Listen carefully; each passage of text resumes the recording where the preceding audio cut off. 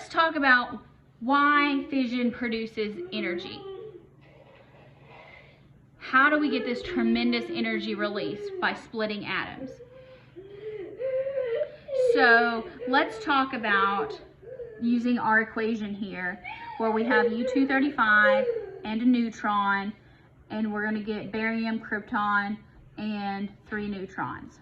So let's take our mass. So our first reactant is U-235, and it has an atomic mass of 235. We're going to get really small here. Now write all of these numbers down. 0.04392 AMUs, atomic mass units. And we also have 1 neutron. A neutron has a mass of 1.00866 AMUs. Now, generally, when we're considering significant figures and calculations and such, we just kind of round these off at 235 and 1. We say, okay, that's pretty close enough. However, looking at and considering all of these significant figures, when we add them, so 1, 2, 3, 4, 5 decimal places, because again, when we add and subtract, we're going to get, it's the number of decimal places. So 235.04392 plus 1.00866. So we are starting with a total of 236.05258 AMUs. Now on our products, we have barium 140, which is 139.910581 AMUs. We have krypton 93, which is 92.931130 AMUs. Make sure I said that right. 931130. Yes. And then we have 3 neutrons. So that would be 3 times this. So 3 times 1.00866 AMUs. So let's add all those up together.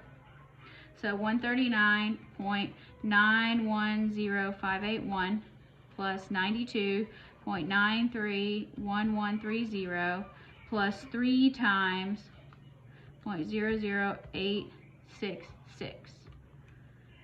Uh-oh, what did I miss? Oh, I don't need that. Okay, so we got 235.86769.1 AMUs. So look at this. They're not equal. And that's a problem because the law of conservation of mass energy says mass is always conserved. What's the problem here? All right, so we notice there is less mass in the products than in the reactants.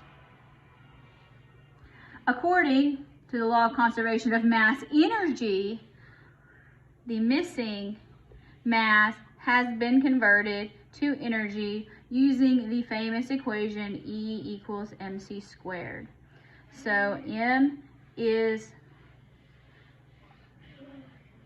energy is, E is energy, obviously, so that's going to be in joules. M is mass.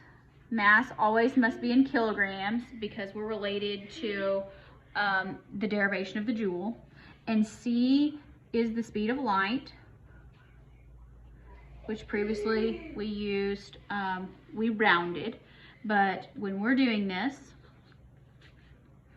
well, I use 3 times 10 to the 8th meters per second, but I think the book will tell you 2.997 something. We're going to get a lot of energy. So this is a conversion factor that you will need to use because we're getting these totals in AMUs, and then we need our mass to be in kilograms. So here we have our conversion factor So 1.66054 times 10 to the negative 27th kilograms equals 1 AMU. And we started with, let's subtract them.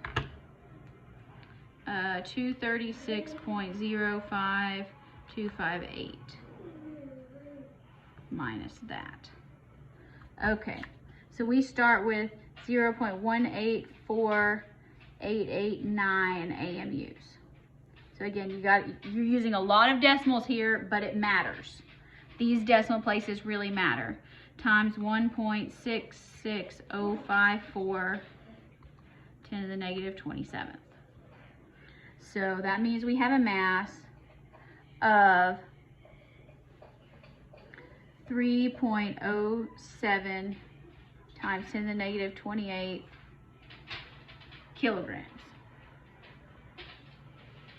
So this is the mass lost right here. So the energy produced equals 3.07 times 10 to the negative 28 kilograms times the speed of light, which the book is going to tell you is 2.9979 times 10 to the 8th meters per second squared times 2.9979 10 to the 8th squared. Or that gives us, make sure I tell you this right, yeah, 2.759 times 10 to the negative 11th joules per nucleus. Now, that's for every single nucleus. Whoa. So let's go on with that, because that's not very helpful, because are we ever going to be dealing with a single nucleus? No. All right, so let's say 2.759 times 10 to the negative 11th joules per nucleus. Here's a much more useful application. 6.02 times 10 to the 23rd nuclei equals 1 mole. All right, ready for this? Times 6.02 times 10 to the 23rd. All right, 1.66 times 10 to the 13th joules. All right, let's put this in perspective. Fission produces greater than 1 million times more energy per mole than any of our other chemical processes. You can't see that. More than any of our other chemical processes. Think when we're talking about power burning of coal. So way more efficient. Has its own problems, but from efficiency standpoint, very efficient. So this concept here of mass and product, of reactants and products that are being different, is known as the mass defect.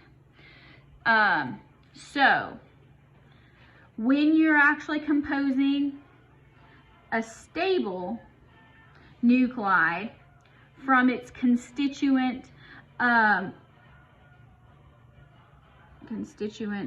particles, so protons and neutrons, there's also a mass defect.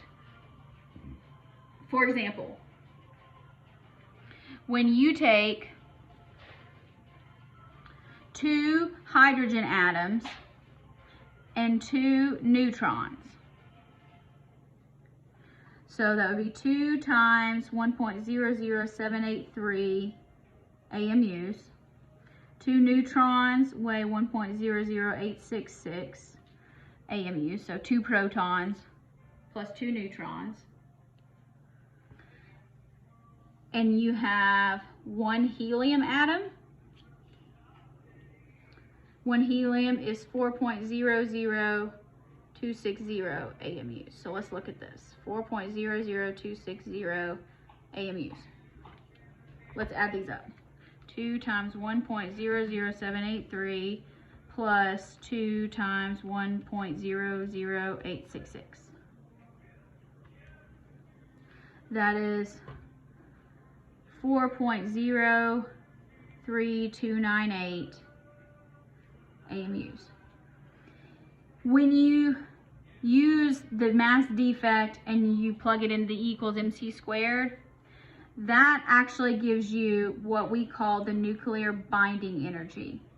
And that is the energy that is holding the nucleus together.